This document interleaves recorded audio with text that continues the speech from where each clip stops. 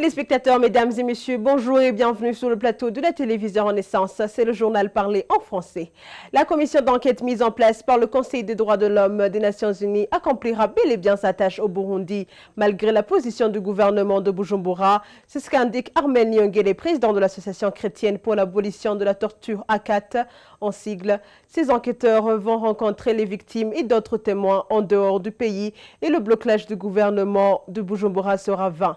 Suivez Maître Armel Nyongele. Et cette commission a déjà commencé son travail. Cette commission a déjà commencé le travail. Ils sont dans les pays de la région parce qu'ils n'ont pas le droit, ils n'ont pas l'autorisation, l'accréditation d'entrer au Burundi pour diligenter les enquêtes. Le gouvernement du Burundi a refusé de coopérer avec la commission d'enquête, mais cela ne va pas empêcher le travail de cette commission. Et même les avocats des victimes et des familles des victimes ont accepté de coopérer avec la commission d'enquête. Donc, nous sommes en train de sensibiliser nos clients, les victimes qui ont accepté de nous donner les mandats de les représenter devant la Cour pénale internationale pour venir témoigner devant cette commission d'enquête sur le Burundi. Donc, nous pensons que cette commission d'enquête aura beaucoup d'éléments pour montrer que les crimes qui sont commis au Burundi sont des crimes qui relèvent des crimes internationaux. Parce que ces crimes sont commis par des agents de l'État, la police nationale, certains agents du service national de renseignement, la milice Imbonerakure, les jeunes affiliés au parti CNDD-FDD qui font ces crimes en collaboration, complicité avec les agents de la police et de l'administration. Donc, nous pensons que cette commission d'enquête pourra avoir un bon résultat parce que ce n'est pas cette commission d'enquête n'a pas un mandat comme d'autres commissions qui ont été mises en place. Cette commission d'enquête sur le Burundi a aussi un mandat d'identifier les auteurs de crimes et de les traduire en justice. Il profite de cette occasion pour interpeller les Burundais, victimes ou toute autre personne qui est témoin des exactions des corps de sécurité d'aider pour que ces enquêteurs puissent rencontrer ces victimes. Encore une fois, je vous propose de le suivre. Et par exemple, il y a beaucoup de cas de femmes violées, il y a beaucoup de cas de torture, d'exécution extrajudiciaire, de disparition forcée. Il y a même des personnes qui ont été castrées par des hautes autorités du service national de renseignement. Nous avons des informations qui montrent que beaucoup de crimes, beaucoup de victimes qui sont à notre disposition et que beaucoup de crimes ont été commis par des agents de l'État. Il y a même des agents de l'État qui ont été identifiés par les victimes. Mais comme le gouvernement du Burundi n'a pas accepté de coopérer avec la commission d'enquête, donc il n'y aura pas de la version du gouvernement qui montre, qui dit souvent dans des conférences que des crimes qui sont commis ont été commis par des gens des leaders de la société civile qui avaient organisé les manifestations. Donc il y aura des rapports seulement de la société civile, il y aura des rapports des Nations Unies qui ont déjà dirigé des enquêtes, il y aura des versions des victimes, de certaines victimes qui acceptent de témoigner. Il n'y aura pas la version du gouvernement. Et puis, il y aura aussi un manque de victimes qui sont restées au pays, malheureusement. Mais comme cette commission d'enquête ne pourra pas recevoir tous les témoignages des victimes, parce qu'ils sont plus de 2000, il y aura quand même certaines victimes qui auront les moyens de venir témoigner devant cette commission d'enquête.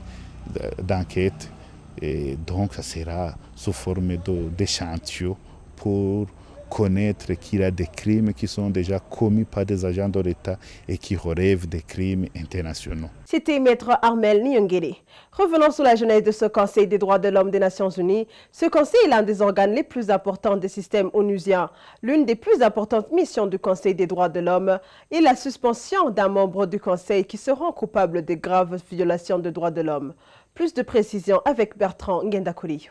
Le Conseil des droits de l'homme est un organe intergouvernemental du système des Nations Unies chargé de renforcer la promotion et la protection des droits de l'homme partout dans le monde pour faire face aux situations de violation des droits de l'homme. Pour ce faire, il formule des recommandations à leur sujet. Il a la capacité de discuter de toutes les questions et situations des droits de l'homme qui nécessitent son attention tout au long de l'année. Le Conseil est composé de 47 États membres des Nations Unies qui sont élus par les membres de l'Assemblée générale des Nations Unies par le biais d'un scrutin direct et secret en novembre de chaque année pour une période de 3 ans. L'Assemblée générale tient compte de la contribution à la promotion et la protection des droits de l'homme, ainsi que des promesses et engagements volontaires des États candidats à cet égard. En cas de violation grave des droits de l'homme par un État membre, sa qualité de membre est suspendue. La composition du Conseil est basée sur une répartition géographique équitable. Pour guider son travail, ce Conseil a ainsi mis en place ses procédures et mécanismes, dont l'examen périodique universel permettant d'évaluer la situation des droits de l'homme dans tous les États membres des Nations Unies. L'examen périodique universel est un processus unique en son genre. Il consiste à passer en revue les réalisations de l'ensemble des États membres de l'ONU dans le domaine des droits de l'homme. Il s'agit d'un examen mené par les pairs sous les auspices du Conseil des droits de l'homme. Il fournit à chaque État, tous les 4 ans et demi, l'opportunité de présenter les mesures qu'il a prises sur la base de recommandations qui lui ont été soumises lors de l'examen précédent pour améliorer la situation des droits de l'homme sur son territoire et remplir ses obligations en la matière. En tant que mécanisme central du Conseil des droits de l'homme, l'examen périodique universel assure une égalité de traitement à chaque pays. L'examen périodique universel est l'un des piliers sur lesquels s'appuie le Conseil. Il rappelle aux États leur responsabilité de respecter pleinement et de mettre en œuvre de manière effective tous les droits de l'homme et libertés fondamentales. L'objectif ultime de l'examen périodique universel est d'améliorer la situation des droits de l'homme dans tous les pays et de traiter des violations des droits de l'homme où qu'elles se produisent. Et les décisions qui peuvent être prises par le Conseil des droits de l'homme après différentes procédures figurent les résolutions, les décisions et les déclarations du président de ce Conseil qui sont adoptées par vote. Merci à mon collègue Bertrand Ngendakouri. Vous avez suivi le témoignage d'un homme qui a été torturé à Kayanza. Dans sa deuxième partie, il révèle qu'il a su par après qu'il a été arrêté sous l'ordre du responsable de renseignement à Kayanza, Eliphas Nimbona. Celui-ci est cité dans plusieurs dossiers de violation des droits humains dans cette province de Kayanza et même dans toute la région du nord du Burundi. La victime aurait été sauvée par des alertes qu'on a lancées sur les réseaux sociaux. Je vous propose de suivre son témoignage. Donc la personne là s'est proposée, il m'a mis dans sa voiture. Il m'a amené à la frontière Kanyaruho. Arrivé là-bas, j'ai donné mon passeport comme d'habitude.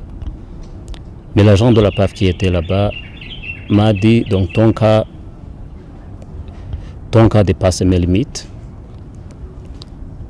Il a pris le passeport et il l'a amené chez le chef de poste. Le chef de poste est venu, il m'a demandé, mais c'est dit oui. Il m'a dit, ok, on a reçu l'ordre de ne pas te laisser franchir la frontière, mais n'aie pas peur parce qu'il n'y a pas de mandat d'arrêt. Je vais juste informer ceux qui ont donné l'ordre, mais probablement que tu vas franchir la frontière. Et il a donné le passeport à l'agent de la PAF et en lui disant bon, allez, vous pouvez mettre le cachet de sortie parce qu'il va franchir la frontière. Après, il m'a amené son téléphone en me disant il y a un membre de votre famille qui veut te parler. Mais en regardant sur l'écran du téléphone, j'ai vu Eliphas Kayanza, alors que je n'ai aucun membre qui s'appelle Eliphas à Kayanza. J'ai pris le téléphone et cet Eliphas a commencé à m'engueuler en me disant c'est quoi ces choses que tu as écrites qui circulent sur les réseaux sociaux? Moi je lui ai dit non, j'en sais rien. Il m'a dit comment ça tu n'en sais rien alors que c'est toi qui as écrit ça? Je lui ai dit non. Il m'a demandé est-ce que tu es burundais ou tu es rwandais? Je lui ai dit je suis burundais. Alors que venais-tu faire au Burundi?